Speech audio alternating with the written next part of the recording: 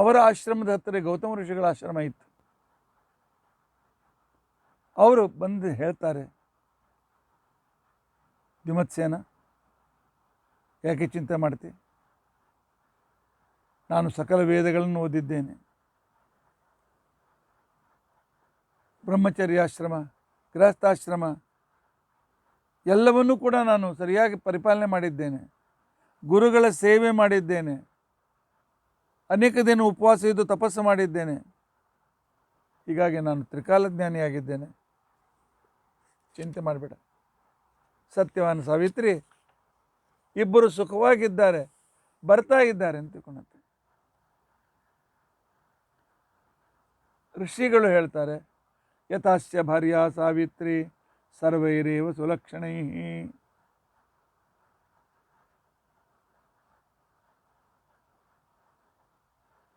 ದ್ಯುಮತ್ಸೇನ, ಸತ್ಯವಾನನಿಗೇನೂ ಆಗಿದೆ ಅಂತ ಚಿಂತೆ ಮಾಡ್ಲಿಕ್ಕೆ ಹೋಗಲೇಬೇಡ. ಯಾಕೆ ಅಂತ ತಿಳ್ಕೊಂಡಂತಂದರೆ, ಆ ಸಾವಿತ್ರಿಯ ತಪಸ್ಸು, ಆ ಸಾವಿತ್ರಿಯ ತೇಜಸ್ಸು, ಅವಳು ವಿಧವೆ ಆಗಲಿಕ್ಕೆ ಸಾಧ್ಯ ಇಲ್ಲ. ಅವಳು ತನ್ನ ತಪಸ್ಸಿನಿಂದ ತನ್ನ ಗಂಡನನ್ನು ಕೊನೆಯವರೆಗೂ ಜೊತೆಯಲ್ಲಿ ಇಟ್ಟುಕೊಳ್ತಾಳೆ. ಹೌದು, ಹೆಂಡತಿಯ ತಪಸ್ಸು, ಹೆಂಡತಿ ಮಾಡ್ತಕ್ಕಂಥ ವ್ರತ ನಿಯಮ ಉಪವಾಸಾದಿಗಳು ಗಂಡನ ಅಪಮೃತ್ಯುವನ್ನು ದೂರ ಮಾಡ್ತವೆ. ಇಂಥ ಅನೇಕ ರೀತಿಯಾಗಿರ್ತಕ್ಕಂಥ ಉದಾಹರಣೆಗಳು. ಬೊಂಬಾಯಲ್ಲಿ ನಾನು ಕೆಲವು ಮನೆಗಳನ್ನು ನೋಡಿದ್ದೇನೆ.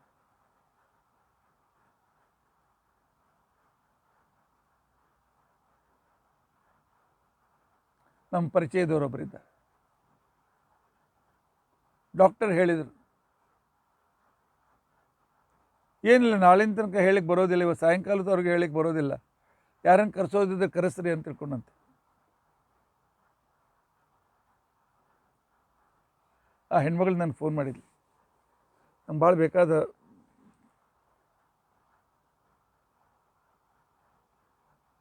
ಆಚಾರ್ಯ, ಡಾಕ್ಟರ್ ಹೀಗೆ ಹೇಳಿದ್ದಾರೆ, ಆದರೆ ನನ್ನ ಮನಸ್ಸು ನನಗೆ ಹೇಳ್ತಾ ಇದೆ ಅವ್ರಿಗೇನು ಆಗೋದಿಲ್ಲ ಅಂತ ತಿಳ್ಕೊಂಡಂತೆ. ನೀವು ಸ್ವಲ್ಪ ನಿಮ್ಮಲ್ಲಿ ವೆಂಕಟೇಶ್ ದೇವರಿಗೆ ಕೇಳ್ಕೊಳ್ಳಿ. ನಾನಂತೂ ಅಚ್ಯುತಾನಂತ ಬಿಟ್ಟು ಬೇರೆ ಏನು ಮಾತನಾಡ್ತಾ ಇಲ್ಲ. ಡಾಕ್ಟರ್ ಏನು ಚಿಕಿತ್ಸೆ ಕೊಡ್ತಾ ಇದ್ದಾರೆ ಅದರ ಕಡೆಗೆ ನಂಗೆ ಲಕ್ಷ್ಯ ಇಲ್ಲ. ಅದೆಲ್ಲ ನಮ್ಮ ಬಳಗದವ್ರು ನೋಡ್ಕೊಳ್ತಾ ಇದ್ದಾರೆ. ಕೇವಲ ಅಚ್ಯುತ, ಅನಂತ, ಗೋವಿಂದ, ಧನ್ವಂತರಿ ನೀವು ಹೇಳ್ತಾ ಇದ್ದೀರಿ ಆಚಾರ್ಯ, ಅದನ್ನೇ ಹೇಳ್ತಾ ಇದ್ದೇನೆ ಅಂತ ತಿಳ್ಕೊಂಡಂತೆ. ನಾನು ಹೇಳಿದೆ, ನೋಡಮ್ಮ, ಮಧ್ವಾಚಾರ್ಯರ ವಾಕ್ಯ ಇದೆ, ಅಚ್ಯುತಾನಂತ ಗೋವಿಂದ ಸ್ಮೃತಿ ಮಾತ್ರಾರ್ಥ ನಾಶನ ಗೋವಿಂದ ನಾಮೋಚ್ಚಾರಣ ಬೇಟ ಜಾತ್ ನಶ್ಯಂತಿ ಸಕಲ ರೋಗ ಅಂತೇಳಿ. ಅಪಮೃತ್ಯು ಪರಿಹಾರವಾಗ್ತದೆ, ಜಪ ಮಾಡು ಅಂತ ತಿಳ್ಕೊಂಡಂತೇಳಿ. ಡಾಕ್ಟರ್ ವೆಂಟಿಲೇಟರ್ ಮೇಲೆ ಇಟ್ಟು 8 ದಿವಸಗಳ ನಂತರ ಓನ್ಲಿ 20% ನಮಗೆ ಆಶೆ ಇದೆ ಅಂತ ಹೇಳಿದರು. ಅವರೆಲ್ಲ ಬಳಗದವರು ಊರಿಂದ ಬಂದಿದ್ದರು. ಆಚಾರ್ಯ ಯಾರಾದರೂ ಕೊನೆ ಕೆಲಸ ಮಾಡೋರು ಸಿಗ್ತಾರೇನು ಅಂತ ತಿಳ್ಕೊಂಡಂತ ಅನ್ನೋದು ಕೇಳಿ ಆಗಿತ್ತು. ಆದರೆ ಮಿರಾಕಲ್, ಆ ವ್ಯಕ್ತಿ ಗುಣ ಆಯಿತು. ಮರುದಿವಸವೇ ವೆಂಟಿಲೇಟರ್ ತೆಗೆದುಬಿಟ್ರು.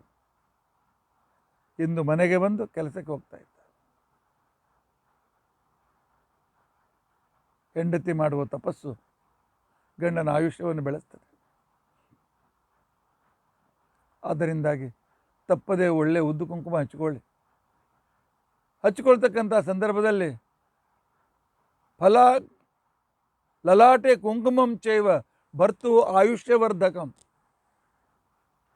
ನೀವು ಹಚ್ಚಿಕೊಳ್ಳುವ ಕುಂಕುಮ ಗಂಡನ ಆಯುಷ್ಯವನ್ನು ಹೆಚ್ಚು ಮಾಡ್ತದೆ. ಆ ಸೌಭಾಗ್ಯ ದೇವರಿಗೆ ಯಾವಾಗಲೂ ಕೇಳ್ಕೊಳ್ತಾ ಇದೆ. ಭರದ್ವಾಜ ಋಷಿಗಳು ಹೇಳ್ತಾರೆ, ಅಂದರೆ ಸರ್ಟಿಫಿಕೇಟ್ ನೋಡಿ, ಸಾವಿತ್ರಿ ಕೊಟ್ಟ ಸರ್ಟಿಫಿಕೇಟ್ಗಳು. ಯಶ್ಯಾಸ್ಯ ಭಾರ್ಯಾ ಸಾವಿತ್ರಿ ಯಾವನಿಗೆ ಸಾವಿತ್ರಿ ಅಂತ ಹೆಂಡತಿ ಇದ್ದಾಳೆ, ಯಾವನು ಸ್ವತಃ ಜಿತೇಂದ್ರಿಯನಾಗಿದ್ದಾನೆ, ಆಚರಣೆಯುಕ್ತನಾಗಿದ್ದಾನೆ, ಆ ಸತ್ಯವಾನನಿಗೆ ಮೃತ್ಯು ಸರ್ವತಾ ಸಾಧ್ಯವಿಲ್ಲ. ಪತಿವ್ರತೆಯ ಗಂಡನಿಗೆ ವೈದವ್ಯ, ಅಪಮೃತ್ಯು, ಕಾಲಮೃತ್ಯು ಮೀರ್ಲಿಕ್ಕೆ ಆಗೋದಿಲ್ಲ, ಮಾತು ಬೇರೆ, ಪರಿಹಾರವಾಗ್ತದೆ. ದಾಲ್ಭ ಋಷಿಗಳು ಹೇಳ್ತಾರೆ, ಯಥಾ ದೃಷ್ಟಿ ಪ್ರವೃತ್ತಾತೆ ಸಾವಿತ್ರ್ಯಾಶ್ಚ ಮಯಾ ವ್ರತಂ ಯಥಾವ್ರತಂ ಗತಾಹಾರಮಕೃತ್ವಾ ಚ ತಥಾ ಜೀವತಿ ಸತ್ಯವಾನ್. ದಿವತ್ಸೇನ ಹೋದ ಕಣ್ಣು ಬಂತಲ್ಲ, ಏನು ಸಾವಿತ್ರಿ ಮಾಡಿದ ತಪಸ್ಸಿನ ಫಲ ನಿಮಗೆ ಸಿಕ್ಕಿದೆ. ಗಂಡ ಹೆಂಡತಿ ಕಣ್ಣು ಬಂತು, ಶರೀರದಲ್ಲಿ ಶಕ್ತಿ ಬಂತು, ಇದೇ ಶುಭ ಸೂಚನೆ ಅಂತ ತಿಳಿದುಕೊಳ್ಳಿ. ಇವತ್ತು ಅವಳು ಉಪವಾಸ ಗಂಡನ ಜೊತೆ ಹೋಗಿದ್ದಾಳೆ, ಎಂದು ಹೋಗದೇ ಇರತಕ್ಕಂಥವಳು ಹೋಗಿದ್ದಾಳೆ. ಬಹುಶಃ ಗಂಡನ ಅಪಮೃತ್ಯುವನ್ನು ಪರಿಹಾರ ಮಾಡಿ ಕರೆದುಕೊಂಡು ಬರ್ತಾಳೆ ಅಂತಕೊಂಡು ಅನ್ನಿಸ್ತಾ ಇದೆ ನನಗೆ. ಸತ್ಯವಾನನಿಗೇನಾಗೋದಿಲ್ಲ, ದಿಮತ್ಸೇನ ಚಿಂತೆ ಮಾಡಬೇಡ ಅಂತಕೊಂಡಿದ್ದೆ. ಆಪಸ್ತಂಭ ಋಷಿಗಳು ಹೇಳ್ತಾರೆ, ಇವರೆಲ್ಲ ಪರಿಸರದಲ್ಲಿ ಅನೇಕ ಋಷಿಗಳು ಇರ್ತಾ ಇದ್ರು. ಯಥಾ ವದಂತಿ ಶಾಂತಾಯಾಮ್ ದಿಶವೇ ಮೃಗಪಕ್ಷಿಣ. ರಾತ್ರಿ ಕಾಲ ಸೂರ್ಯ ಮುಳುಗಿ 2-3 ತಾಸಾಯಿತು. ಭೀಕರವಾಗಿರ್ತಕ್ಕಂಥ ಗೂಗೆ ಶಬ್ದ ಕೇಳಿಸ್ಬೇಕು, ನರಿಗಳ ಶಬ್ದ ಕೇಳಿಸ್ಬೇಕು. ಆಶ್ಚರ್ಯ, ಸೂರ್ಯಾಸ್ತಕ್ಕೆ ತಮ್ಮ ಗೂಡಿನಲ್ಲಿ ಹೋಗಿ ಕೂತುಕೊಳ್ಳುವ ಹಕ್ಕಿಗಳು ಇನ್ನು ಮರದ ಮೇಲೆ ಚಿಲಿಪಿಲಿ ಮಾಡ್ತಾ ಇವೆ. ಒಳ್ಳೆ ಸುಗಂಧಿತವಾದಂಥ ಗಾಳಿ ಬೀಸ್ತಾ ಇದೆ. ಪ್ರಕೃತಿ ಸೂಚನೆ ಮಾಡ್ತದೆ, ಸತ್ಯವಾನ ಜೀವಿತನಾಗಿದ್ದಾನೆ, ಚಿಂತೆ ಮಾಡಬೇಡಿ ಅಂತ ತಿಳ್ಕೊಂಡಂತೇಳಿ ಆಪಸ್ತಂಭರು ಹೇಳ್ತಾರೆ. ಧೌಮ್ಯ ಋಷಿಗಳು ಹೇಳ್ತಾರೆ, ಸರ್ವೈರ್ ಗುಣೈರೈರುಪೇತಃ ತೇ ಯಥಾ ಪುತ್ರೋ ಜನಪ್ರಿಯ.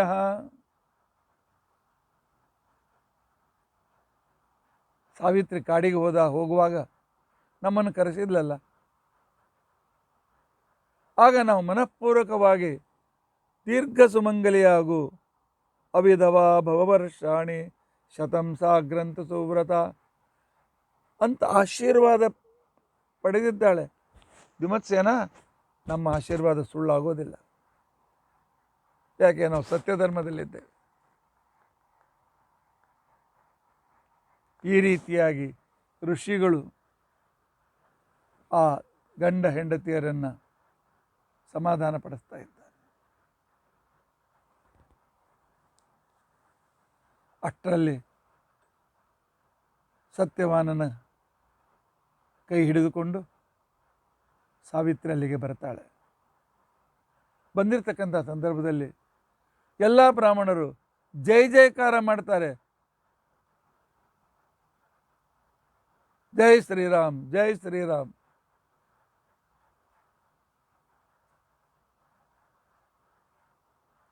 ಪುತ್ರೇಣ ಸಂಗತಂ ತ್ವಾಂತು ಚಕ್ಷುಷ್ಮಂತಂ ನಿರೀಕ್ಷ ಚ. ನೋಡಪ್ಪ, ಮಗ ಸೊಸೆ ಬಂದ್ಬಿಟ್ರು, ನಿನಗೂ ಕಂಡು ಬಂದಿದೆ, ಇನ್ನು ನಿಮ್ಮ ಉನ್ನತಿ ನಿಶ್ಚಿತ ಪ್ರಾರಂಭವಾಗಿದೆ. ಆದ್ದರಿಂದ ಇಲ್ಲಿ ತನಕ ಭರದ್ವಾಜರು, ದಾಲ್ಭ್ಯರು, ಆಪಸ್ತಂಭರು, ಧೌಮ್ಯರು ಹೇಳಿರ್ತಕ್ಕಂಥ ಮಾತು ನಿಶ್ಚಿತವಾಗಿಯೂ ಸತ್ಯವಾಗಿದೆ. ಇದು ನಿಮಗೆ ನಿಜವಾಗಿಯೂ ಕೂಡ ಸಮೃದ್ಧಿಗೆ ಕಾರಣೀಭೂತವಾಗಿದೆ. ಆಗ ಸತ್ಯವಾನ ಸಾವಿತ್ರಿ ಓಡಿ ಬಂದು ದ್ಯುಮತ್ಸೇನ ಮತ್ತು ತಾಯಿಯಾದ ಶೈಬ್ಯ ಅವರಿಗೆ ನಮಸ್ಕಾರ ಮಾಡಿದ್ದಾರೆ. ಅವರು ಪರಸ್ಪರ ಅಪ್ಪಿಕೊಂಡು ಕೊನೆಗೆ ಎಲ್ಲ ಬ್ರಾಹ್ಮಣರಿಗೆ ಕೈ ಜೋಡಿಸಿಕೊಂಡು ನೀವು ನಮ್ಮ ಅತ್ತೆ ಮಾವಂದರಿಗೆ, ನಮ್ಮ ಅಪ್ಪ ಅಮ್ಮನಿಗೆ ಸಮಾಧಾನ ಹೇಳ್ತಾ ಅವರ ಪ್ರಾಣ ಹೋಗದಂತೆ ನೋಡಿಕೊಂಡ್ರೆ ದುಃಖದಲ್ಲಿದ್ದವನಿಗೆ ಸಮಾಧಾನದ 2 ಮಾತು ಅವನಿಗೆ ಹೊಸ ಜೀವನವನ್ನು ಕೊಡ್ತದೆ, ಅದ್ಭುತವಾದ ಜೀವನವನ್ನು ಕೊಡ್ತಾರೆ. ಆ ಒಂದು ಸಮಾಧಾನದ ಮಾತು ಅತ್ಯಂತ ಅವಶ್ಯಕವಾಗಿದೆ. ಆಗ ಋಷಿಗಳು ಕೇಳ್ತಾರೆ, ಸಾವಿತ್ರಿ ವಿಳಂಬ ಯಾಕೆ? ಸಾಯಂಕಾಲವೇ ಬರಬೇಕಾಗಿತ್ತಲ್ಲ, ನೋಡು ರಾತ್ರಿ 12 ಗಂಟೆ ಹತ್ರ ಬರ್ತಾ ಇದೆ, ಯಾಕೆ ಇಷ್ಟು ವಿಳಂಬವಾಯಿತು? ನಿಮ್ಮ ಅಪ್ಪ ಅಮ್ಮ ಎಷ್ಟು ದುಃಖ ಪಡ್ತಾ ಇದ್ರು, ಯಾಕೆ ವಿಳಂಬ ಆಯಿತು? ನಾವು ಕೇಳ್ಬೋದೇನು? ಸತ್ಯವಾನ್ ಹೇಳ್ತಾನೆ, ಪಿತ್ರಾಹಂ ಅಭ್ಯನುಜ್ಞಾತಃ ಸಾವಿತ್ರಿ ಸಹಿತೋಗತಃ. ಹೌದು, ವಿಳಂಬಕ್ಕೆ ಕಾರಣ ನಾನು ಹೇಳ್ತೇನೆ. ಸಾವಿತ್ರಿ ಜೊತೆಯಲ್ಲಿ ನಾನು ಇವತ್ತು ಕಾಡಿಗೆ ಹೋಗಿದ್ದೆ, ಹೂ ಹಣ್ಣುಗಳನ್ನೆಲ್ಲ ಸಂಗ್ರಹ ಮಾಡಿದ್ದೆ, ಮರದ ಮೇಲೆ ಏರಿ ಒಣಕಟ್ಟಿಗೆಗಳನ್ನು ಮುರಿದು ಕೊಡಲಿಯಿಂದ ಅದೇ ಯಜ್ಞಯಾಗಾದಿಗಳಿಗೆ ಬೇಕು, ಅಡಿಗೆಗೆ ಬೇಕು ಅಂತೇಳಿ ಕಟ್ಟಿಗೆಯನ್ನು ಸಂಗ್ರಹ ಮಾಡ್ತಾ ಇದ್ದೆ. ನನಗೆ ಅತ್ಯಂತ ತಲೆ ಒಡೆದು ಹೋಗುವಂಥ ಶಿರೋವೇದನೆ ಪ್ರಾರಂಭವಾಯಿತು. ಕೆಳಗೆ ಹೇಗಿಳಿದನ್ನೋ ಗೊತ್ತಿಲ್ಲ. ಸಾವಿತ್ರಿ ತೊಡೆ ಮೇಲೆ ತಲೆ ಇಟ್ಟು ಮಲಗಿಕೊಂಡವನಿಗೆ ನನಗೆ ಎಚ್ಚರವಿಲ್ಲ. ನನ್ನನ್ನು ಸಾವಿತ್ರಿ ಎಬ್ಬಸಲಿಲ್ಲ, ಅದಕ್ಕೋಸ್ಕರ ವಿಳಂಬವಾಯಿತು. ಅದಕ್ಕೆ ಇಷ್ಟೆಲ್ಲ ನಿಮಗೆ ತ್ರಾಸು ಕೊಡಬೇಕಾಯಿತು, ಕ್ಷಮಿಸಿ ಅಂತ ತಿಳ್ಕೊಂಡಂತ ಹೇಳಂದಿದ್ದಾರೆ.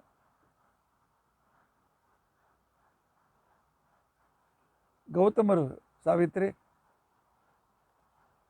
ಇದು ದಿನ ಸಾಮಾನ್ಯದ ಘಟನೆ ಅಲ್ಲ, ಎಷ್ಟೋ ದಿನಗಳಿಂದ ಹೋದ ಕಣ್ಣು ನಿಮ್ಮ ಅತ್ತೆ ಮಾವಂದಿರಿಗೆ ಬಂದಿದೆ. ಇದು ವಿನಾಕಾರಣವಲ್ಲ, ಏನೋ ಒಂದು ಘಟನೆ, ಏನೋ ಒಂದು ವಿಚಿತ್ರ ಘಟನೆ ನಡೆದಿದೆ ಅಂತ ನನಗೆ ಅನಿಸ್ತಾ ಇದೆ. ಏನಾಯಿತು ಹೇಳ್ತೀಯಾ ಅಮ್ಮ? ನಿಜವಾಗಿ ಹೇಳು, ನಮಗೂ ಸಂತೋಷವಾಗ್ತದೆ. ನಿನಗೆ ಗೊತ್ತಿದೆ, ನಿನ್ನ ಮುಖದ ತೇಜಸ್ಸು ಹೇಳ್ತಾ ಇದೆ, ಏನೋ ಒಂದು ವಿಶೇಷತೆಯನ್ನು ಪಡೆದುಕೊಂಡು ಬಂದಿದ್ದಿ. ನಿನ್ನ ಮುಖದ, ನಿನ್ನ ಕಣ್ಣಿನಲ್ಲಿರ್ತಕ್ಕಂಥ ಆ ತೇಜಸ್ಸು ಯಾವುದೋ ಒಂದು ಅಲೌಕಿಕ ಕಾರ್ಯ ನಿನ್ನ ಕಡೆ ನಡೆದಿದೆ ಅಂತ ಅನ್ನೋದನ್ನು ಸೂಚನೆ ಮಾಡ್ತಾ ಇದೆ. ನೋಡು, ಬಹಳ ರಹಸ್ಯ ಇದ್ದರೆ ಹೇಳಬೇಡ, ಆದರೆ ನಮಗೂ ಕೂಡ ಸಂತೋಷವಾಗ್ತದೆ. ಅಂತ ಏನು ದೈವಾನುಗ್ರಹ ಪಡೆದುಕೊಂಡು ಬಂದು ಸಾವಿತ್ರಿ ಹೇಳ್ತಿ? ಸಾವಿತ್ರಿ ಸಾವಿತ್ರಿ ಅಂತ ಏವಮೇತತ್ ಯಥಾವೇತ್ತ ಸಂಕಲ್ಪೋ ನಾನ್ಯಥಾ ಇವ. ಗೌತಮ ಋಷಿಗಳೇ, ನೀವು ಜ್ಞಾನಿಗಳು, ನೀವು ಹೇಳಿದಂತೆ ಇವತ್ತು ದಿನದ ಸಾಮಾನ್ಯದಂತೆ ನಾವು ಹೋಗಿ ಬಂದದ್ದಲ್ಲ. ಇವತ್ತಿನ ನಡೆದ ಘಟನೆ ಕೇಳಿ ನಿಮಗೂ ಆನಂದವಾಗ್ತದೆ. ಅದನ್ನು ಹೇಳ್ತೇನೆ ಕೇಳಿ ಅಂತ ತಿಳ್ಕೊಂಡಂತೇಳಿ ಸಾವಿತ್ರಿ ಹೇಳ್ತಾ ಇದ್ದಾಳೆ. ಮೃತ್ಯುರ್ಮೇ ಪತ್ಯುರಾಖ್ಯಾತೋ ನಾರದೇನ ಮಹಾತ್ಮನ. ಈ ದಿನ ನನ್ನ ಗಂಡ ಸತ್ಯವಾನನಿಗೆ ಮರಣ ಅಂತ ತಿಳ್ಕೊಂಡಂತೇಳಿ ನಾನು ಮದುವೆಯಾಗುವ ಪೂರ್ವದಲ್ಲೇ ನಾರದರು ನನಗೆ ಹೇಳಿದ್ದರು.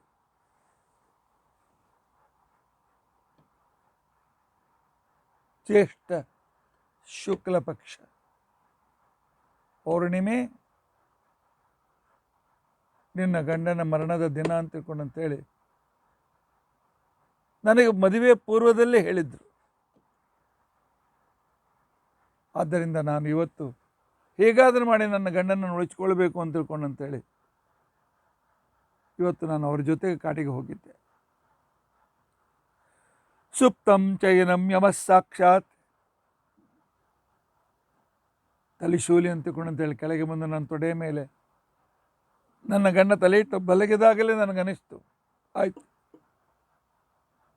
ಕೊನೆ ಕ್ಷಣ ಬಂದಿದೆ ಅಂತ ತಿಳ್ಕೊಂಡ. ಆಗ ಯಮಧರ್ಮರಾಜ ಸ್ವತಃ ಬಂದು ಪಾಶದಿಂದ ನನ್ನ ಗಂಡನ ಪ್ರಾಣವನ್ನು, ಜೀವವನ್ನು ತೆಗೆದುಕೊಂಡು ದಕ್ಷಿಣ ದಿಕ್ಕಿಗೆ ಹೊರಟ. ಆಗ ಅನೇಕ ವಿಧ ಸ್ತೋತ್ರಗಳಿಂದ ಅವನನ್ನು ಸಂತೋಷಪಡಿಸಿದೆ. ಅಸ್ತೌಷಂ ತಮಹಂ ದೇವಂ, ಶಾಸ್ತ್ರ ಎಷ್ಟು ಶ್ರವಣ ಮಾಡಿದ್ದೇನೆ, ಶ್ರವಣ ಮಾಡಿದ ಪ್ರಕಾರ ಯಾವ ದೇವತೆಗಳನ್ನು ಹೇಗೆ ಸ್ತೋತ್ರ ಮಾಡಬೇಕು ಅಂತನ್ನೋದನ್ನು ತಿಳಿದುಕೊಂಡಿದ್ದರಿಂದ ಯಮಧರ್ಮರಾಜ ಸಂತುಷ್ಟನಾಗುವಂತೆ ನಾನು ಸ್ತೋತ್ರ ಮಾಡಿದೆ.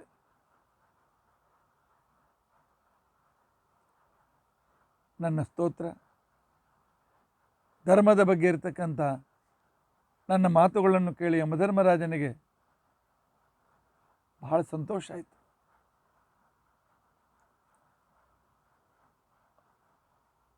ಯಮಧರ್ಮರಾಜ ತಾನಾಗಿ ಸಾವಿತ್ರಿ ವರ ಕೊಡ್ತೇನೆ ಕೇಳುವಂಥದ್ದರಿಂದಾಗಿ ನಾನು ಅವನಿಂದ 5 ವರಗಳನ್ನು ಪಡೆದಿದ್ದೆ.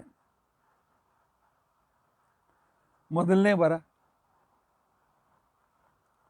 ಚಕ್ಷುಷಿ ಚ ಸ್ವರಾಜ್ಯಂಚ, ನನ್ನ ಅತ್ತೆ ಮಾವಂದರಿಗೆ ಕಣ್ಣು ಬರಬೇಕು, ನನ್ನ ಮಾವನ ರಾಜ್ಯ ವಾಪಸ್ ಸಿಗಬೇಕು. ಈ ರೀತಿಯಾಗಿ ಮಾವನ ಬಗ್ಗೆ 2 ವರಗಳನ್ನು ನಾನು ಕೇಳಿದ್ದೇನೆ. ಆನಂತರ ನನ್ನ ತಂದೆಗೆ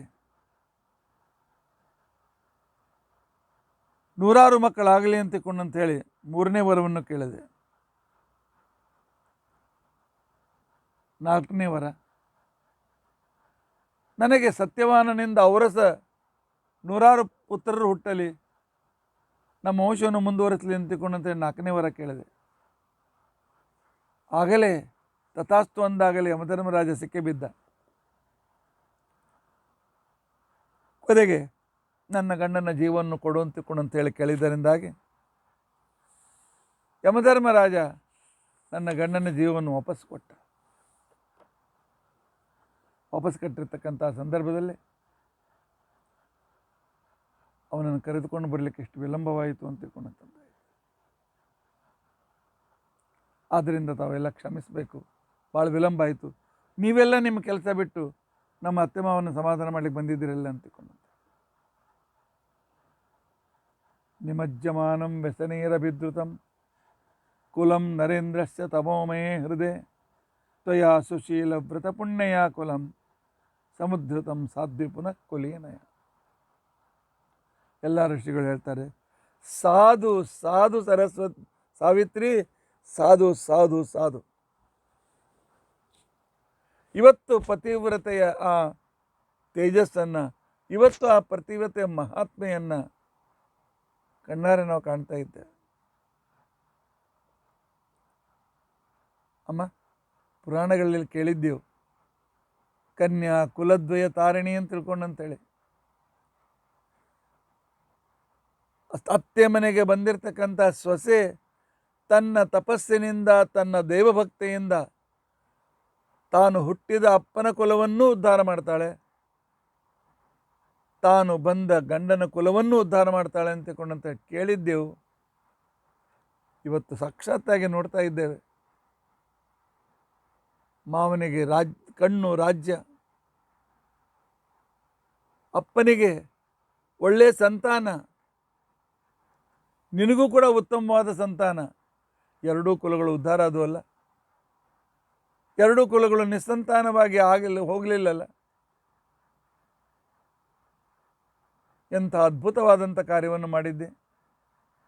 ತ್ವಯಾ ಸುಶೀಲ ವ್ರತ ಪುಣ್ಯಯ. ಸಾಧ್ವಿ, ಜಗತ್ತಿಗೆ ನಾನು ಸಂದೇಶ ಕೊಟ್ಟಿದ್ದೆ. ಶಾಸ್ತ್ರೋಕ್ತವಾದ ರೀತಿಯಲ್ಲಿ ಆಚರಣೆ, ಮನಃಪೂರ್ವಕವಾಗಿರ್ತಕ್ಕಂತಹ ಅನನ್ಯ ಭಕ್ತಿ, ಅದ್ಭುತವಾಗಿರ್ತಕ್ಕಂಥ ಅಲೌಕಿಕ ಕಾರ್ಯವನ್ನು ಮಾಡಲಿಕ್ಕೆ ಸಮರ್ಥವಾಗ್ತದೆ ಅಂತನ್ನೋದಕ್ಕೆ ನೀನೇ ಜ್ವಲಂತ ಉದಾಹರಣೆ. ಹೀಗೆ ಋಷಿಗಳೆಲ್ಲ ಸಾವಿತ್ರಿಯನ್ನು ಹೊಗಳಿ ತಮ್ಮ ತಮ್ಮ ಕಡೆ ಹೊರಟಿದ್ದಾರೆ. ಈ ಕಡೆಯಲ್ಲಿ ಈ ಸುದ್ದಿ ತಿಳಿದು ಅನೇಕ ಮುತ್ತೈದೆಯರು ಓಡಿ ಬಂದಿದ್ದಾರೆ, ಅನೇಕ ಋಷಿಪತ್ನಿಯರು ಓಡಿ ಬಂದಿದ್ದಾರೆ. ಸಾವಿತ್ರಿಯನ್ನು ಹೊಗಳ್ತಾ ಇದ್ದಾರೆ. ಅಮ್ಮ, ನಿನ್ನ ಪುಣ್ಯದಲ್ಲಿ ನನಗೊಂದು ಚೂರು ಕೊಡು, ಪುಣ್ಯ ಕೊಡು ಸಾವಿತ್ರಿ. ನಿನ್ನ ದರ್ಶನದಿಂದ ನಾನು ಕೂಡ ಸುಮಂಗಲಿ ಆಗಬೇಕು, ವೈದವ್ಯ ಬರಬಾರ್ದು. ಋಷಿ ಮುನಿಗಳು ಕೇಳ್ತಾ ಇದ್ದಾರೆ. ಪಾಪ ಸಾವಿತ್ರಿಗೆ ಬಹಳ ಸಂಕೋಚವಾಗಿದೆ. ರಾತ್ರಿ ಕಳೆಯಿತು, ಬೆಳಗಾಯಿತು. ಸ್ನಾನ ಮಾಡಿ ದ್ಯುಮತ್ಸೇನ ಸತ್ಯವಾನಾದಿಗಳು ಸಂಧ್ಯಾವಂದನೆಗಳನ್ನು ಮಾಡ್ತಾ ಇದ್ದಾರೆ. ಬೆಳಗಿನಿಂದ ಜನರು ಬರ್ತಾ ಇದ್ದಾರೆ. ಸಾವಿತ್ರಿ ಗಂಡನ ಉಳಿಸ್ಕೊಂಡಂತೆ. ಸಾವಿತ್ರಿ, ನಿನ್ನ ಗಂಡನ ಹೇಗೆ ಉಳಿಸ್ಕೊಂಡಮ್ಮ? ಸಾವಿತ್ರಿ, ಏನು ತಪಸ್ಸು ಮಾಡಿದ್ದಿ? ಸಾವಿತ್ರಿ, ನೀನು ಮಾಡಿದ ಪಾತಿವ್ರತ್ಯ ಧರ್ಮ ಸ್ವಲ್ಪ ನಮಗೊಂಚೂರು ಉಪಯೋಗ ಮಾಡು. ಹೀಗೆ ಎಲ್ಲರೂ ಬಂದು ಪ್ರತಿಯೊಬ್ಬರು ಹೊಗಳುವರು. ಬಂದವ್ರ ಮುಂದೆ ಅತ್ತೆ ಮಾವಂದರು ಸೊಸೆಯನ್ನು ಹೊಗಳಿ ಅವ್ರಿಗಿನ್ನೂ ತೃಪ್ತಿ ಆಗಲಿಲ್ಲ. ಅಷ್ಟರಲ್ಲಿ ಸುಮಾರು 10 ಜನ ಶಾಲ್ವ ದೇಶದ ಸೇನಾಪತಿಗಳು ಬಂದಿದ್ದಾರೆ. ಬಂದು ದ್ಯುಮತ್ಸೇನನಿಗೆ ನಮಸ್ಕಾರ ಮಾಡಿ, ರಾಜ, ಮೋಸದಿಂದ ನಿಮ್ಮ ರಾಜ್ಯವನ್ನು ಕಬಳಿಸಿದ ಆ ಮಂತ್ರಿಯನ್ನು ನಾವು ಕೊಂದುಬಿಟ್ಟಿದ್ದೇವೆ. ರಾಜ್ಯವನ್ನು ಶತ್ರುಹೀನವನ್ನಾಗಿ ಮಾಡಿದ್ದೇವೆ. ನಿಮ್ಮ ರಾಜ್ಯ ಆಳಲಿಕ್ಕೆ ನೀವು ಬರಬೇಕು. ವನವಾಸ ಸಾಕು, ಬಂದು ರಾಜ್ಯವನ್ನು ಸ್ವೀಕಾರ ಮಾಡಿ ಅಂತ ತಿಳ್ಕೊಂಡಂತೇಳಿ ಆ ಕಾಲದಲ್ಲಿ ಅವ್ರು ಹೇಳ್ತಾ ಇದ್ದಾರೆ. ನವೇದಯನ್ ಯಥಾವೃತ್ತಂ ವಿದ್ರುತಂಚ ದುಷದ್ವಿಷಂ ಐಕಮತ್ಯಂಚ ಸರ್ವಸ್ಯ. ಅಷ್ಟೇ ಅಲ್ಲ, ಊರಿನ ರಾಜ್ಯದ ಪ್ರತಿಯೊಂದು ಪ್ರಜೆ ದ್ಯುಮತ್ಸೇನೇ ನಮ್ಮ ರಾಜನಾಗಬೇಕು, ದ್ಯುಮತ್ಸೇನೇ ನಮಗೆ ಬೇಕು ಅಂತ ತಿಳ್ಕೊಂಡಂತೇಳಿ ಎಲ್ಲರೂ ದಾರಿ ಕಾಯ್ತಾ ಇದ್ದಾರೆ. ರಾಜನ್ ಬನ್ನಿ, ನಿಮ್ಮ ರಾಜ್ಯ ಸ್ವೀಕರಿಸಿ. ಪರ್ಯಾಹಿ ರಾಜನ್ ಭದ್ರಂತೆ. ಪ್ರತಿ ಮನೆಯನ್ನು ನಿಮ್ಮ ಸ್ವಾಗತಕ್ಕೋಸ್ಕರ ಅಲಂಕರಿಸಿದ್ದಾರೆ ದ್ಯುಮತ್ಸೇನ ರಾಜರೇ. ನಿಮಗೆ ಬಹಳ ಮಂಗಲಕರವಾದಂಥ ಪರಿಸ್ಥಿತಿ ಆಗಿದೆ. ಬನ್ನಿ, ನಿಮ್ಮ ಹಿರಿಯರಿಂದ ಬಂದಿರತಕ್ಕಂಥ ರಾಜ್ಯವನ್ನು ಪುನಃ ಸ್ವೀಕರಿಸಿ. ಚಕ್ಷುಷ್ಮಂತ ಚ ತಂ ದೃಷ್ಟ. ರಾಜ್ಯ ಕೊಡ್ತೀವಿ ಅಂತ ಬಂದವರು ರಾಜನೇ ಕಂಡು ಬಂದದ್ದನ್ನು ನೋಡಿ ಇನ್ನೂ ಆಶ್ಚರ್ಯಚಕಿತರಾಗಿದ್ದಾರೆ. ಆಗ ದ್ಯುಮತ್ಸೇನ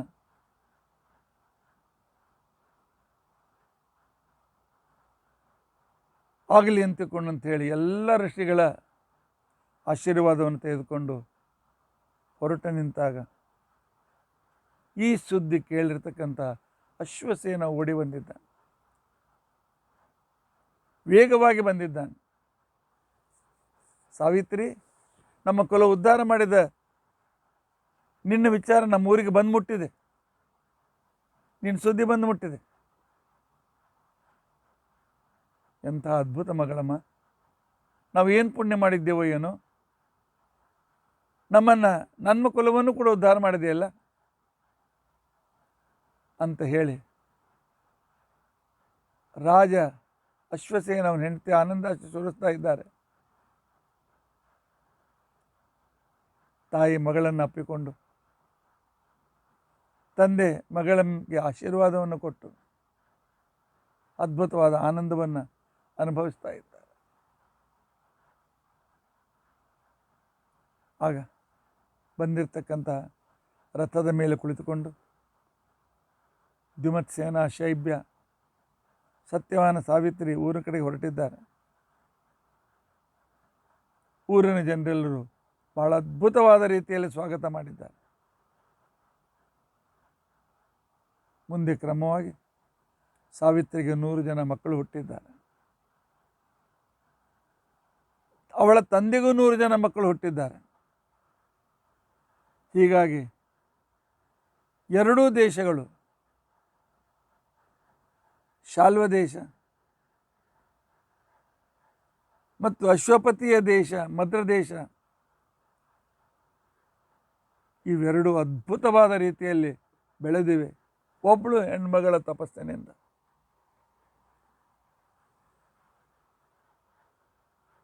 ಹೀಗೆ ಸಾವಿತ್ರಿ ಒಬ್ಬ ಪತಿವ್ರತೆ. ಏವಮಾತ್ಮ ಪಿತಾ ಮಾತಾ ಶ್ವಶ್ರು ಶ್ವಶುರೇ ಏವಚ. ಅವಳು ಗಂಡನ ಪ್ರಾಣವನ್ನಷ್ಟೇ ವಾಪಸ್ ತರಲಿಲ್ಲ, ಮಾವ ಅತ್ತೆ ಜೀವನದಲ್ಲಿ ಹೊಸತನವನ್ನು ತಂದುಕೊಟ್ಲು, ಅಪ್ಪ ಅಮ್ಮನ ಜೀವನದಲ್ಲಿ ಹೊಸತನವನ್ನು ತಂದುಕೊಟ್ಲು.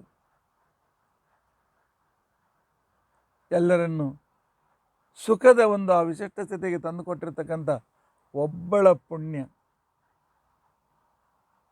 ಅವಳ ಒಂದು ವಿಶಿಷ್ಟತೆ, ಆ ಪತಿವ್ರತೆ ಇಂದ ಸಂಪೂರ್ಣವಾಗಿರ್ತಕ್ಕಂಥ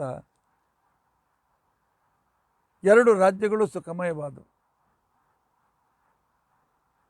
ಅಂತ ಮಾರ್ಕಂಡೇಯರು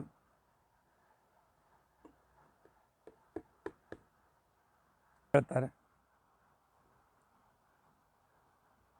ಯುಧಿಷ್ಠಿರ, ವನವಾಸಕ್ಕೆ ಬಂದಿದ್ದೇನೆಂದು ದುಃಖ ಪಡಬೇಡ, ದ್ರೌಪದಿಗೆ ಕಷ್ಟ ಆಗ್ತದೆ ಅಂತೇಳಿ ದುಃಖ ಪಡಬೇಡ. ಸಾವಿತ್ರಿಗಿಂತಲೂ ಅದ್ಭುತವಾದ ಮಹಾಮಹಿಮೆ ಉಳ್ಳವಳು ದ್ರೌಪದಿ. ತಥೈವೈಷಾ ಹಿ ಕಲ್ಯಾಣಿ ದ್ರೌಪದಿ ಶೀಲಸಂಪನ್ನ ಶೀಲಸಮ್ಮತ. ಅದ್ಭುತಳಾಗಿರ್ತಕ್ಕಂಥ ಪತಿವ್ರತೆಯಾದ ದ್ರೌಪದಿ ವನವಾಸವನ್ನು ಸುರಳಿತವಾಗಿ ಮಾಡುವುದಲ್ಲದೆ ಅಜ್ಞಾತವಾಸದಲ್ಲಿಯೂ ಕೂಡ ನಿಮಗೆ ಅನಾನುಕೂಲವಾಗದಂತೆ, ಮುಂದೆ ನಿಮ್ಮ ರಾಜ್ಯ ಸಿಗುವಂತೆ ಅವಳ ಪಾತಿವ್ರತ್ಯ ಪುಣ್ಯ ನಿಮಗೆ ಅನುಕೂಲ ಮಾಡಿಕೊಡ್ತಾರೆ. ಪತಿವ್ರತೆಯ ಪುಣ್ಯ ಕುಲವನ್ನು ಹೇಗೆ ಉದ್ಧಾರ ಮಾಡ್ತದೆ ಅಂತ ಅನ್ನೋದಕ್ಕೋಸ್ಕರ ಸಾವಿತ್ರಿ ಮತ್ತು ದ್ರೌಪದಿ ಇವರ ಗುಣಗಾನವನ್ನು, ಆದರ್ಶವನ್ನು ಪ್ರತಿಯೊಬ್ಬರು ತಮ್ಮ ಎದುರು ಇಟ್ಕೊಳ್ಬೇಕು. ಹೀಗೆ ಹೇಳಿ ಮಾರ್ಕಂಡ ಋಷಿಗಳು ಸುಮ್ಮನಾಗ್ತಾರೆ. ಆ ಕಾಲ ವೈಶಂಪಾಯನರು ಜನಮೇಜನಿಗೆ ಹೇಳ್ತಾರೆ, ಏವಂ ಸ ಪಾಂಡವಸ್ತೇನ ಅನುನೀತೋ ಮಹಾತ್ಮನ. ಹೀಗೆ ಮಾರ್ಕಂಡೇಯರು ಯಾವಾಗ ಪತಿವ್ರತೆಯ ಮಹಾತ್ಮೆಯನ್ನು ಹೇಳಿದರು, ದ್ರೌಪದಿಯ ಪಾತಿವ್ರತ್ಯದ ಬಗ್ಗೆ ಅದ್ಭುತವಾದಂಥ ತಿಳುವಳಿಕೆ ಇರತಕ್ಕಂಥ ಧೃತರಾಷ್ಟ್ರ ತನ್ನ ಶೋಕವನ್ನು ಬಿಟ್ಬಿಟ್ಟಿದ್ದ, ತನ್ನ ದುಃಖವನ್ನು ಬಿಟ್ಬಿಟ್ಟಿದ್ದ.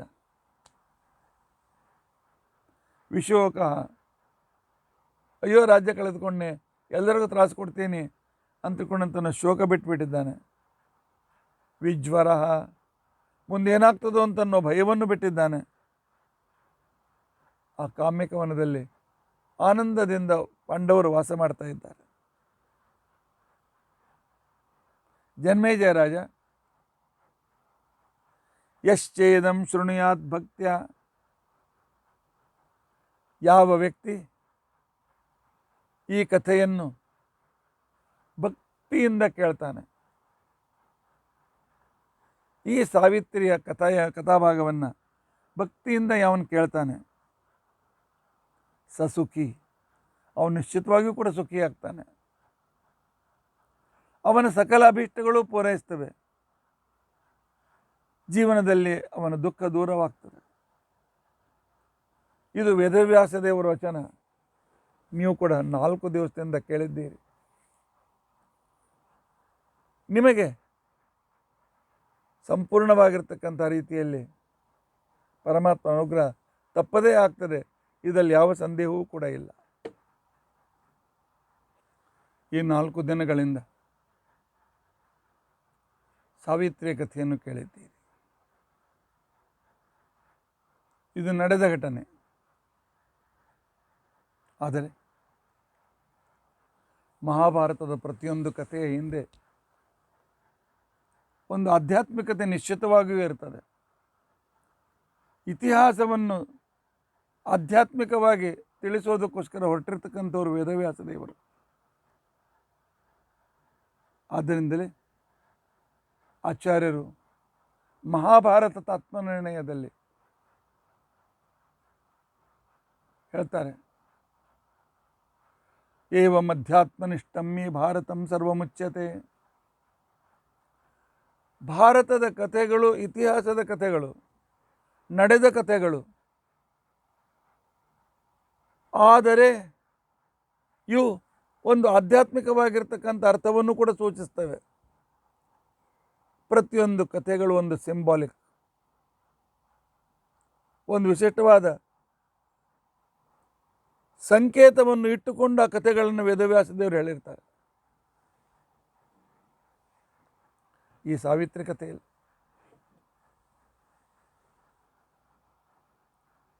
ಬರ್ತಕ್ಕಂಥ ಪಾತ್ರಗಳು ಅಶ್ವಪತಿ, ಸಾವಿತ್ರಿ ಅಪ್ಪ, ಆನಂತರ ನಾರದರು, ಆನಂತರ ಸಾವಿತ್ರಿ, ಆನಂತರ ಸತ್ಯವಾನ, ಆನಂತರ ದ್ಯುಮತ್ಸೇನ, ಆನಂತರ ಪರಿಸರದಲ್ಲಿದ್ದ ಋಷಿಗಳು.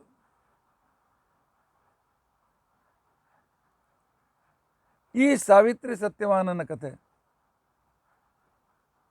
ನಮ್ಮ ಜೀವನದಲ್ಲೂ ಕೂಡ ನಡೀತದೆ. ಅದು ಹೇಗೆ? ಅಶ್ವಪತಿ, ಅಶ್ವಪತಿ ಅಂತ ತಿಳ್ಕೊಂಡಂತಂದ್ರೆ ಯಾರು? ಯಾವುದಕ್ಕೆ ಅಶ್ವ ಅಂತ ತಿಳ್ಕೊಂಡು ಅಂತ ಹೇಳಿ ಕರೀಬೇಕು? ಯಾವುದಕ್ಕೆ ನಾಳೆ ಅನ್ನೋದಿಲ್ಲ,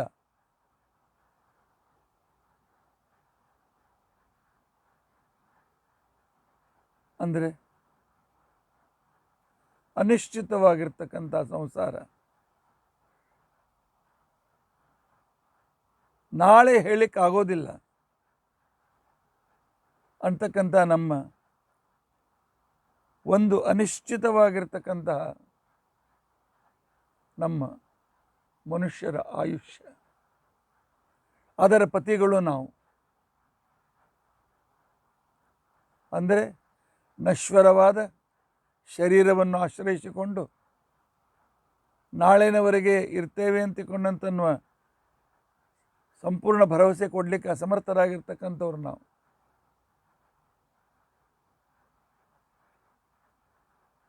ನಾವು ಅಶ್ವಪತಿಗಳು. ಹೌದು, ನಾಳೆ ಇರ್ತೇನೆ, ಇದೊಂದು ನನ್ನ ಅನೇಕ ಜನ್ಮದ ಪುಣ್ಯ. ಪಾಂಡವರು ರಾಜ್ಯವನ್ನು ಆಳುವಾಗ, ಮಹಾಭಾರತ ಯುದ್ಧ ಮುಗಿದ ಮೇಲೆ ಒಬ್ಬ ವ್ಯಕ್ತಿ ಸಾಯಂಕಾಲ 7 ಗಂಟೆ ಹೊತ್ತಿಗೆ ಕಾರ್ಯ ಮುಗಿದು ರಾಜಕೋಶ ಮುಚ್ಚಿ ಯುಧಿಷ್ಠಿರ ತನ್ನ ಮನೆಗೆ ಬಂದ ನಂತರ ಒಬ್ಬ ಬ್ರಾಹ್ಮಣ ಯುಧಿಷ್ಠಿರನ ಹತ್ರ ಬರ್ತಾನೆ. ಯುಧಿಷ್ಠಿರನ ಹತ್ರ ಬರ್ತಾನೆ, ಬಂದು ಹೇಳ್ತಾನೆ, ನಾಳೆ ನನ್ನ ಮಗನ ಉಪನಯನ ಇದೆ. ಇವತ್ತು ಸಾಯಂಕಾಲದವರೆಗೂ ನಾನು ಪ್ರಯತ್ನ ಮಾಡಿದೆ, ಉಪನಯನಕ್ಕೆ ಬೇಕಾದ ಹಣ ಸಂಗ್ರಹ ಮಾಡಬೇಕು ಅಂತ ತಿಳ್ಕೊಂಡಂತೆ.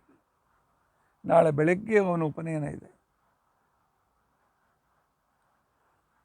ಅದಕ್ಕೋಸ್ಕರ ಏನಾದರೂ ತಪ್ಪದೆ ಸಹಾಯ ಮಾಡಿ ಅಂತ ತಿಳ್ಕೊಂಡಂತೇಳಿ ಧರ್ಮರಾಜ ಏನು ಹೇಳ್ದ? ಬ್ರಾಹ್ಮಣ, ಕೋಶಾಗಾರ ಮುಚ್ಚಿ ಆಗಿದೆ, ಕೋಶಾರದ ಅಧಿಕಾರಿ ಮನೆಗೆ ಹೋಗಿದ್ದಾನೆ, ನಾಳೆ ಬೆಳಗ್ಗೆ 10 ಗಂಟೆಗೆಲ್ಲ ಮುಹೂರ್ತ, ಬೆಳಗ್ಗೆ 7 ಗಂಟೆಗೆ ಬಾ, ನಿನಗೆ ಬೇಕಾದಷ್ಟು ಸಾಧನ ಸಲಕರಣೆ ಸಂಪತ್ತಿ ಹಣ ಕೊಡ್ತೇನೆ, ನಾಳೆ ಬೆಳಗ್ಗೆ ಬಾ ಹೋಗು. ಬ್ರಾಹ್ಮಣ ಅವನ ಕಡೆಯಿಂದ ಹೀಗೆ ಹೇಳಿಸ್ಕೊಂಡು ಹೊರಗೇನೂ ಬಂದ. ಅವನಿಂದ ಬೆಳಗ್ಗೆ ಯಾವಾಗ ಬರಲಿ, ಯಾವಾಗ ಹಣ ತೆಗೆದುಕೊಳ್ಳಿ, ಯಾವಾಗ ಸಾಮಾನು ತರಲಿ, ಮುಹೂರ್ತಕ್ಕೆ ಉಪನಯನ ಹೇಗಾಗ್ತದೆ, ಅದಕ್ಕೆ ಅವನು ವಿಚಾರ ಮಾಡಿ ಭೀಮನ ಹತ್ರ ಬರ್ತಾನೆ. ಭೀಮನಿಗೆ ನಡೆದ ಘಟನೆ ಹೇಳ್ತಾನೆ, ನಿಮ್ಮ ಅಣ್ಣನ ಕಡೆಯಿಂದ ನನಗೆ ಸಹಾಯ ಸಿಗಲಿಲ್ಲ, ನಾಳೆ ಸಿಕ್ಕು ಪ್ರಯೋಜನವೇನು? ಭೀಮಸೇನ ಹೇಳ್ದ, ಆಯ್ತಪ್ಪ ಸರಿ, ನನ್ನ ಈ ಖಡ್ಗ ತೆಗೆದುಕೋ, ಇದು ಹಿಡಿಕೆ ಬಂಗಾರ ರತ್ನಗಳ ಜಟಿತವಾಗಿರ್ತಕ್ಕಂಥದ್ದು, ಇದನ್ನು ಮಾರಿದರೆ ನಿನಗೆ ಬೇಕಾದಷ್ಟು ಹಣ ಸಿಗ್ತದೆ, ನಿನ್ನ ಮಗನ ಉಪನಯನ ಮಾಡ್ಕೊ ಅಂತಿಕೊಂಡು ಅಂತೇಳಿ ತನ್ನ ರತ್ನಜಟಿತವಾಗಿರ್ತಕ್ಕಂತಹ ಹಿಡಿಕೆಯುಳ್ಳ ಖಡ್ಗವನ್ನೇ ಬ್ರಾಹ್ಮಣ ಕೊಟ್ಟಿದ್ದ. ಕೊಟ್ಟ ನಂತರ ಭೀಮಸೇನ ಸುಮ್ಮನೆ ಕೂತ್ಕೊಳ್ಳಿಲ್ಲ. ಪಾಂಡವರ ರಾಜ್ಯದ ಅರಮನೆಯ ಮೇಲ್ಭಾಗದಲ್ಲಿ 2 ದೊಡ್ಡ ನಗಾರಿಗಳನ್ನು ಇಟ್ಟಿದ್ದರು.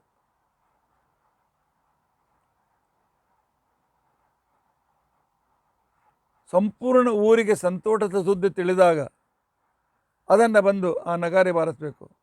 ನಗಾರಿ ಬಾರಿಸದೆ ಏನೋ ಒಂದು ಸಂತೋಷ ಸುದ್ದಿ ತಿಳಿದಿದೆ, ನಮ್ಮ ನಗರಕ್ಕೆ ಒಳ್ಳೆಯದಾಗಿದೆ ಅಂತ ಅನ್ನೋ ಸೂಚನೆ ಜನರು ಓಡಿ ಬಂದು ಆ ಸುದ್ದಿಯನ್ನು ಕೇಳ್ತಾ ಇದ್ರು. ಭೀಮ ಅದನ್ನು ತಾನೇ ಬಾರಿಸ್ತಾ ಇದ್ದಾನೆ, ಡಮ ಡಮ ಡಮ ಡಮ.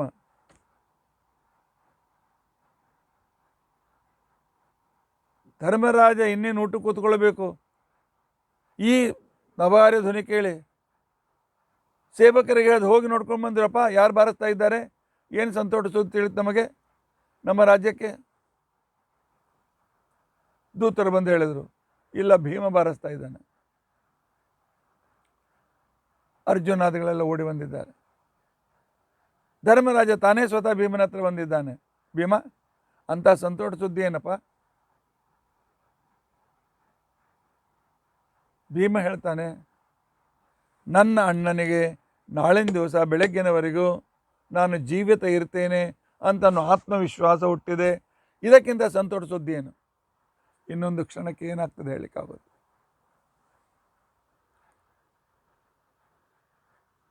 ಎಲ್ಲೋ ಭಗವಂತನ ವಶ. ಆಗ ಧರ್ಮರಾಜನ ತಮ್ಮ ತಪ್ಪು ಒಪ್ಪಿಗೆ ಆಯಿತು. ಹೌದು, ಇನ್ನೊಂದು ಕ್ಷಣಕ್ಕೆ ಏನಂತ ನಾವು ಹೇಳಲಿಕ್ಕಾಗೋದಿಲ್ಲ. ನಾನು 2 ಘಟನೆಗಳನ್ನು ನೋಡಿದ್ದೇನೆ. ಒಂದು ಘಟನೆ, ನಾನು ಆಗ ಗುರುಕುಲದಿಂದ ಅಂದರೆ ಮಾಟುಂಗಾದಿಂದ ಛತ್ರಪತಿ ಶಿವಾಜಿ ಟರ್ಮಿನಸ್, ಆಗ ವಿ ಟಿ ಅಂತ ಕರಿತಾ ಇದ್ದರು, ಅಲ್ಲಿ ನಮ್ಮ ನಾನು ಕಾಲೇಜಿಗೆ ಕೆಲಸಕ್ಕೆ ಹೋಗ್ತಾ ಇದ್ದೆ. ಆ ನಂತರ ನಾನು ಮುಳುಂದಲ್ಲಿ ವಾಸ ಮಾಡಿದೆ. ಮದುವೆ ಆಯಿತು, ಮುಳುಂದಲ್ಲಿ ವಾಸ ಮಾಡಿದ್ದೆ. ಮದುವೆಯಾಗಿ ಕೇವಲ 3 ತಿಂಗಳಾಗಿತ್ತು.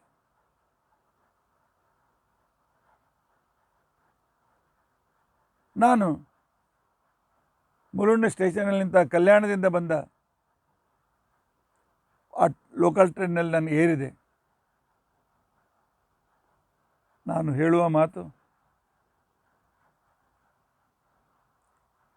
ಸುಮಾರು 50 ವರ್ಷಗಳ ಹಿಂದಿನ ಮಾತುಗಳು.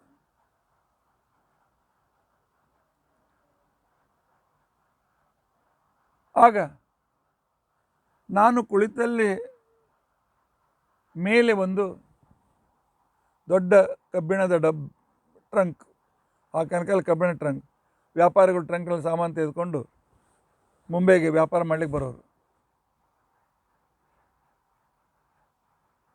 ಮುಳುಂದಿಂದ ನನಗೆ ನೆಕ್ಸ್ಟ್ ಸ್ಟೇಷನ್ಗೆ ಕೂತ್ಕೊಳ್ಳೋಕೆ ಸಿಕ್ತು. ಅಲ್ಲಿಂದ ನಾನು ಮಸ್ಜಿದ್ ಸ್ಟೇಷನ್ವರೆಗೂ, ಅಲ್ಲೊಂದು ಸ್ಟೇಷನ್ ಇದೆ, ಅಲ್ಲಿವರೆಗೂ ಅದರ ಕೆಳಗೆ ಕೂತ್ಕೊಂಡಿದ್ದೇನೆ.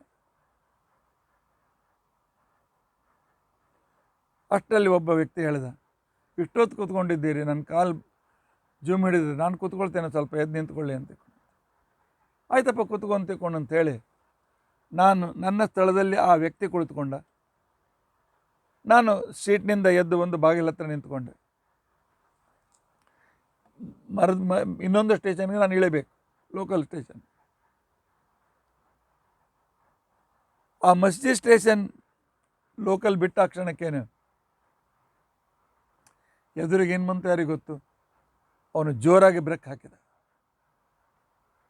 ಜೋರಾಗಿ ಬ್ರೇಕ್ ಹಾಕಿದ ಆ ಕ್ಷಣಕ್ಕೇನೆ ಆ ಮೇಲಿನ ಪೆಟ್ಟಿಗೆ ಇತ್ತು, ಅದು ಕೆಳಗೆ ಬಿತ್ತು. 2 ನಿಮಿಷದ ಹಿಂದೆ ನನ್ನನ್ನು ಎಬ್ಬಿಸಿ ಅಲ್ಲಿ ಒಬ್ಬ ವ್ಯಕ್ತಿಯನ್ನು ಕುಳಿತುಕೊಂಡಿದ್ದ. ಆ ಟ್ರಂಕು ತಲೆ ಮೇಲೆ ಬಿದ್ದು ತಲೆ ಒಡೆದು ಅಲ್ಲೇ ಆನ್ ಸ್ಪಾಟ್ ಕಲಾಸ್. 2 ನಿಮಿಷದ ಹಿಂದೆ ನನ್ನನ್ನು ಅಪಮೃತ್ಯು ನನ್ನನ್ನು ಎಬ್ಬಿಸ್ತು. ಏನಾಗ್ತದೆ ಹೇಳಲಿಕ್ಕಾಗೋದು. ಇನ್ನೊಂದು ಕ್ಷಣಕ್ಕೆ ಏನಾಗ್ತದೆ, ಆ ವ್ಯಕ್ತಿ ಪಾಪ ಆಯುಷ್ಯ ಮುಗಿದಿತ್ತು ಅಂತ ಕಾಣಿಸ್ತದೆ. 2 ಕ್ಷಣಕ್ಕೆ ನಾನು ಹೋಗ್ತೇನೆ ಅಂತ ಅವನಿಗೆ ಕಲ್ಪನೆಯಲ್ಲಿದೆ. ಆದ್ದರಿಂದಾಗಿ ಧರ್ಮ ಮಾಡುವಾಗ ನಾವು ತಿಳಿದುಕೊಂಡು ಮಾಡಬೇಕು. ಅಶ್ವಪತಿಗಳಾದ ನಾವು ಸಾವಿತ್ರಿಯನ್ನು ಮಗಳನ್ನಾಗಿ ಪಡೆಯಬೇಕು. ಮಗಳು ಅಂದರೆ ನಮ್ಮ ಉದ್ಧಾರಗಳು. ಸಾವಿತ್ರಿ ಅಂದರೆ ಗಾಯತ್ರಿ ಮಂತ್ರ. ಗಾಯತ್ರಿ ಮಂತ್ರವನ್ನೇ ನಾವು ನಮ್ಮ ಮಗಳಾಗಿ ಪಡೆದರೆ, ಅಂದರೆ ಸತತವಾಗಿ ಜಪವನ್ನು ಮಾಡ್ತಾ ಇದ್ದರೆ, ಆಗ ಆ ಸಾವಿತ್ರಿ ಸತ್ಯವಾನನಾದ ಅಳಿಯನಾಗ್ತಾನೆ. ಸತ್ಯ ಅಂದರೆ ಶಾಸ್ತ್ರೋಚಿತವಾಗಿರ್ತಕ್ಕಂಥ ಆಚರಣೆ, ಸ್ವಧರ್ಮಾಚರಣೆ. ಸ್ವಧರ್ಮಾಚರಣೆ ನಮ್ಮ ಅಳಿಯನಾಗ್ತಾನೆ ಅಂದರೆ ಧರ್ಮಾಚರಣೆಯಲ್ಲಿ ನಾವು ಮುಂದುವರಿತೇವೆ. ಆವಾಗ ನಮ್ಮ ಬೀಗರು ದ್ಯುಮತ್ಸೇನರಾಗ್ತಾರೆ. ದ್ಯುಮತ್ ಒಳ್ಳೆ ಕಾಂತಿಯಿಂದ ಯುಕ್ತರಾಗಿರ್ತಕ್ಕಂಥ ದೇವತೆಗಳು. ಕಾಂತಿಯುಕ್ತರಾಗಿರ್ತಕ್ಕಂಥ ದೇವತೆಗಳಿಗೆ ದೇವತೆಗಳು ಅಂತ ಹೇಳಿದ್ರೆ ದ್ಯೋತನಾಥ್ ದೇವತಾ ಅಂತೇಳಿ ಪರಿಭಾಷೆ ಇದೆ. ಅಂದರೆ ದೇವತೆಗಳ ಅನುಗ್ರಹವೂ ನಮಗೆ ಸಿಗ್ತದೆ, ಋಷಿಮುನಿಗಳ ಅನುಗ್ರಹವೂ ಸಿಗ್ತದೆ ಕೇವಲ ಒಂದು ಸಾವಿತ್ರಿಯಿಂದ, ಗಾಯತ್ರಿ ಮಂತ್ರದ ಒಂದು ಪಾರಾಯಣದಿಂದ. ನಾವು ಧಾರ್ಮಿಕರಾಗಿ ಪರಮಾತ್ಮ ಅನುಗ್ರಹಕ್ಕೆ ಪಾತ್ರರಾಗ್ತೇವೆ. ಆದ್ದರಿಂದಾಗಿ ಈ ಸಾವಿತ್ರಿಯ ಕಥೆಯೂ ಕೂಡ ಅಷ್ಟೇ ಮಹತ್ವಪೂರ್ಣವಾಗಿರ್ತಕ್ಕಂಥ. ಗಾಯತ್ರಿ ಬಗ್ಗೆ ಸಾಕಷ್ಟು ನಾನು ಹೇಳಿದ್ದೇನೆ ಕೆಲವು ದಿನಗಳ ಹಿಂದೆ. ಆ ಪ್ರವಚನವನ್ನು ಪುನಃ ಹಾಕಿಕೊಂಡು ಕೇಳಿ. ಆದ್ದರಿಂದಾಗಿ ಸಾವಿತ್ರಿ ಮನುಷ್ಯನಿಗಿರ್ತಕ್ಕಂಥ ಮುಖ್ಯವಾಗಿದ್ದು ಗಾಯತ್ರಿ ಮಂತ್ರ. ಕುರ್ಯಾದನ್ಯಂ ನಮಾ ಕುರ್ಯಾತ್. ಮೈತ್ರೋ ಬ್ರಾಹ್ಮಣ ಉಚ್ಯತೆ. ಮಿತ್ರನಂತೆ ಇರುವ ಗಾಯತ್ರಿ ಮಂತ್ರ ನಮ್ಮನ್ನು ಉದ್ಧಾರ ಮಾಡ್ತಕ್ಕಂಥದ್ದು. ಇಂತಹ ಸಾವಿತ್ರಿ ನಮ್ಮವಳಾಗಬೇಕು ಅಂದರೆ ಗಾಯತ್ರಿ ಮಂತ್ರವನ್ನು ಸಾಧಿಸಿಕೊಳ್ಬೇಕು ಅಂತನ್ನುವ 4 ವಿಚಾರಗಳನ್ನು ತಿಳಿಸ್ತಾ ಇಲ್ಲಿಗೆ ಸಾವಿತ್ರಿಯ ಕಥಾಭಾಗವನ್ನು ಸಮಾಪ್ತಿಗೊಳಿಸ್ತೇವೆ. ನಾಳಿನಿಂದ ಮತ್ತು ಪುನಃ ಈ ರುದ್ರಾಧ್ಯಾಯದ ಕಥಾಭಾಗವನ್ನು ತಿಳಿದುಕೊಳ್ಳಿಕ್ಕೆ ಪ್ರಯತ್ನಿಸೋಣ. ಇತಿ ಅದ್ಯ ಕಥಾ ಪ್ರಸಕ್ತಿ. ಹರೇ ರಾಮ ಹರೇ ರಾಮ ರಾಮ ರಾಮ ಹರೇ ಹರೇ, ಹರೇ ಕೃಷ್ಣ ಕೃಷ್ಣ ಕೃಷ್ಣ ಹರೇ. ಉಗ್ರಂ ವೀರಂ ಮಹಾವಿಷ್ಣುಂ ಜ್ವಲಂತಂ ಸರ್ವತೋಮುಖಂ ನೃಸಿಂಹಂ ಭೀಷಣಂ ಭದ್ರಂ ಮೃತ್ಯುಂ ನಮಾಮ್ಯಹಂ. ಅಚ್ಯುತಾನಂತ ಗೋವಿಂದ ಸ್ಮೃತಿ ಮಾತ್ರಾರ್ಥಿ ನಾಶನ ರೋಗಾನ್ಮೇ ನಾಶಿ ಆಶೇಷಾನ್ ಆಶುಧನ್ವಂತರೇ. ಅಕ್ಷಯಂ ಕರ್ಮ ಯಸ್ಮಿನ್ ಪರೇ ಸ್ವರ್ಪಿತಂ ಪ್ರಕ್ಷಯಂ ಯಾಂತಿ ದುಃಖಾನಿ ಯನ್ನಾಮತಃ. ಅಕ್ಷರೋ ಯೋಜರ ಸರ್ವದೇವಾಮೃತಃ ಕುಕ್ಷಿಗಂ ಯಸ್ಯ ವಿಶ್ವಂ ಸದಾಜಾಧಿಕಂ. ಪ್ರೀಣಯಾಮೋ ವಾಸುದೇವಂ ದೇವತಾಮಂಡಲ ಖಂಡಮಂಡಲ. ಶ್ರೀಕೃಷ್ಣಾರ್ಪಣಮಸ್ತು. ಶ್ರೀಕೃಷ್ಣಾರ್ಪಣ.